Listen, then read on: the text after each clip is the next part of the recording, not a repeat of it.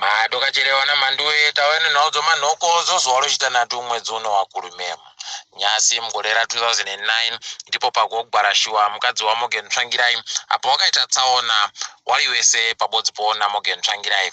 Iye Tsvangirai aribe kana kukuwara ipapo. Tondoramba tichindoti Susan Tsvangirai azorore murugare. Munaudza nyasi wachiwenga kwaiwa pedza kudzendemura umba wakakura unga gomo. Izvezvi kwaimba yache yakapendiwa kuita chena iri kuita kushamisira chaiko munzvimbo yeBorodale. Imba yache yakawakiwa nomaChina pari bagoziva kuti mariyo agoiboyepi kana kuti zviri kutekaira sei. Wagoni hao wanokama mukaka wakakura kare. Paiwa mapurisa wanoringana zvokurwisana nouori wanga vari kuferefeta kubata basa kwamukuru wamapurisa Matanga wakamisiwa basa mwedzi wapfuura uyu. Kumisiwa kwavo basa kwobva kwaita kuti watadze kuita chimwe chinhu zvokutoti ipapa paribe ari kuziva kuti zvichagomira sei zvava kufefetazvo. Idi pakanyangara kumasvingo dare reikweyo rakamibva bvumira zvakareketiwa nomagweta anomiririra vanhu vekuchironga kuti wareke kugobisiwa. Toramba tichindoti pamberi nazvo izvi. Tapita kumaro ari ndiye sachigaro obato reMDC Alliance paya kubiwa nevanhu varibe kuzikana kuti mbanani. Wari kundofungidzira kuti peno ndio vanhu vanotumiwa nehurumende kosikinya tukono paribe kuziwa. Anonzi Smeli Dube atoitiwa dare rache ga muchipatara choClaybank chaari kuGweru. Izvezvi Smeli Dube paribe kuziva kuti ahwarisiwa nei, asi tiri kufungidzira kuti peno wakuru waari kuda waaisenza nawo mukuita zvokupamba ivhuzvo ndo wakumupedzesa. MuGweru mopo kare kune vanhu vanga vari kuita zvokuratidzira nyasi nokuti kune mukomana anonzi Tatenda Nyale akakubiwa akakuwara zvokubvira kusvikira apfa nomapurisa. Mapurisa ayo aribe kuzikana kuti mbanani wagomukuba zvokudaro, asi vanhu waribe kufara nazvo. Toramba tichindoti azorore murugare, asi dai zvinhu izvi zvaferefetiwa zvinhu. Hurumende yedu kwaiya kuchiringitsa kuti yoita sei kuti kamushonga kodziwa mupengo kakapiwa pachena noIndia kachiuye kuno. Izvezvi Zimbabwe ndo inenge iri nyika yekutanda pasi rese kugopuwa kamushonga ka. Izvi zvakatooma mabi yangu.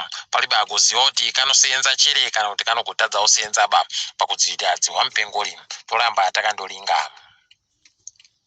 Kwaiwa basa hurumende wasiriwa basa wazvo zvachose womubazi rozvoutano watsutsumwa nokuti wari kuenda waribe kubhadhawa kana mwedzi miviri kana kupfuura.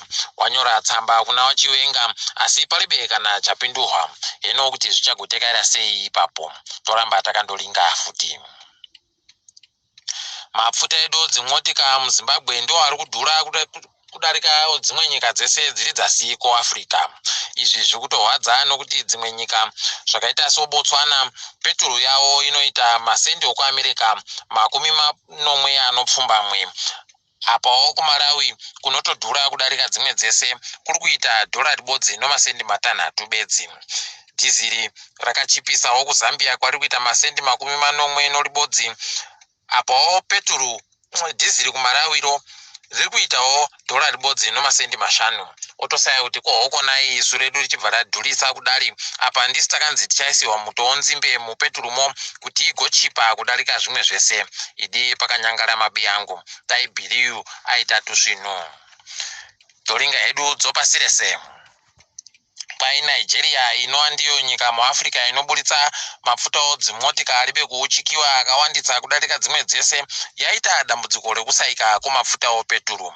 Izvi zviri kutorwadza punzumura nzeru wari kuzviuringarizvo nokuti paribe kana chinonzero chiri kureketiwa nevakuru vehurumendewo. Tosaya kuziva kuti kohokonai apa ndio wakaripo kare wana Aliko Dangote ane industry yache inoita zvokupepeta mapfuta iyi yakakuritsa kudarika dzimwe dzese muAfrica. Osaya kuti kohokonai. Mwana wa Princess Diana Harry pabodzipo nomudzimai wache Meghan watoita zvokutoti kureketa kwawakaita naOprah kuenderere mberi kubulitsiwa zvibei nokuti kune mumwe wevakuru vomuhurumende womumhuri maomo ari kuhwaritsa izvi vazhinji vokuBritain zviri kubei kuwafadza, asi tinondoramba takandolinga. Kwaye kuno wazhinji vokumapurisa vari kuita zvokutotiza kunyika yoMyanmar nzvimbo yokuti wauraya vanhu. Izvi zvokuuraya vanhu ndo zviri kudiwa nevakuru, asi ivo vari kuzviramba. Toramba tichindovatenda nokuita tichiti daiwo kwedu wagofundawo ipapa. Munhau dzomutambo kwaye Patrice Motsepe akupinda ari kana ari mukwikwidza mukuita ndiye mutungamiri wokutekedza nhabvu mudunhu reAfrica yoCAF. Toramba tichindoti pamberi nazvo. Tiri ipapo mabi angu togumira pano. Ndini wenyu Mhanduwe Onhau.